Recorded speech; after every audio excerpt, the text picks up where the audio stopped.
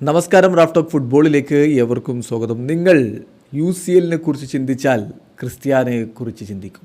നിങ്ങൾ ഫുട്ബോളിനെ കുറിച്ച് ചിന്തിച്ചാൽ ക്രിസ്ത്യാനോ റൊണാൾഡോയെക്കുറിച്ച് ചിന്തിക്കും. അദ്ദേഹത്തിൻ്റെ കരിയറിനെ കുറിച്ച് സംസാരിക്കാൻ ഒരുങ്ങിയാൽ മണിക്കൂറുകളോളം പറയേണ്ടി വരും. എന്തൊരു സക്സസ്ഫുള്ളായ കരിയറാണത്. പറയുന്നത് അലക്സാണ്ടർ സെഫറിനാണ്, യുവേഫയുടെ പ്രസിഡൻറ്റ്. ഇന്നലെ ക്രിസ്ത്യാനോ റൊണാൾഡോക്ക് യുവേഫ സ്പെഷ്യൽ അവാർഡ് കൊടുക്കുകയുണ്ടായി.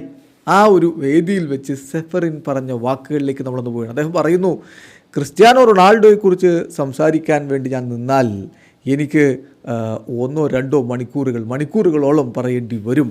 വളരെ അമേസിങ് ആയിട്ടുള്ള കരിയറാണ്. What a successful career.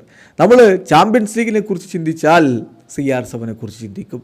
നമ്മൾ ഫുട്ബോളിനെ കുറിച്ച് ചിന്തിച്ചാൽ ക്രിസ്ത്യാനോയെക്കുറിച്ച് ചിന്തിക്കും. തീർച്ചയായിട്ടും ക്രിസ്ത്യാനോ മറ്റൊരു തലത്തിലുള്ള പ്ലെയറാണ്. പക്ഷേ എനിക്ക് ക്രിസ്ത്യാനോയുമായിട്ടൊരു പ്രശ്നമുണ്ട്. അദ്ദേഹം ഇപ്പോൾ ലോകത്തെ ഏറ്റവും മികച്ച ഫുട്ബോൾ കോമ്പറ്റീഷനായിട്ടുള്ള യുവേഫ ചാമ്പ്യൻസ് ലീഗിൽ കളിക്കുന്നില്ല. അതിൽ എനിക്കൊരു എതിർപ്പ് ക്രിസ്ത്യാനോയോടുണ്ട്. ഞാൻ പ്രതീക്ഷിക്കുന്നു അദ്ദേഹം UCLലേക്ക് മടങ്ങിയെത്തുമെന്ന്. പിന്നെ ക്രിസ്ത്യാനോയോട് തന്നെ സെഫറിൻ ചോദിക്കുകയാണ്, we hope to see you again in the Champions League. നിങ്ങൾ വീണ്ടും UCLയിൽ കാണാൻ പറ്റുമെന്ന് പ്രതീക്ഷിക്കുന്നുവെന്ന്. CR7 മറുപടി, let see, we don't know what the future holds എന്നാണ്.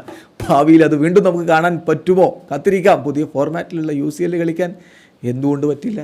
ക്രിസ്ത്യാനോ സൗദി അറേബ്യൻ ലീഗിലെ കളിയൊക്കെ അവസാനിപ്പിച്ച് സ്പോർട്ടിംഗ് ലിസ്ബണിലേക്കോ അദ്ദേഹത്തിൻ്റെ പഴയ ക്ലബിലേക്കൊക്കെ മടങ്ങിപ്പോകുമ്പോൾ ഒരു പക്ഷേ അവരിപ്പോൾ UCL കളിക്കുന്നുണ്ട്. യുവേഫ ചാമ്പ്യൻസ് ലീഗിൽ വീണ്ടും ബൂട്ട് കിട്ടിയാൽ അത്ഭുതപ്പെടേണ്ടില്ല. അതാണ് അദ്ദേഹം ഒരു പക്ഷേ സൂചിപ്പിക്കുന്നത്. ഭാവി എന്ത് കാത്തുവെച്ചിരിക്കുന്നെന്ന് ആർക്കറിയാം. വീഡിയോ അവസാനിക്കുന്ന ഫുട്ബോൾ ലോകത്തെ കൂടുതൽ വിശേഷങ്ങളുമായി റാഫ് ടോക്സിൽ എത്താം.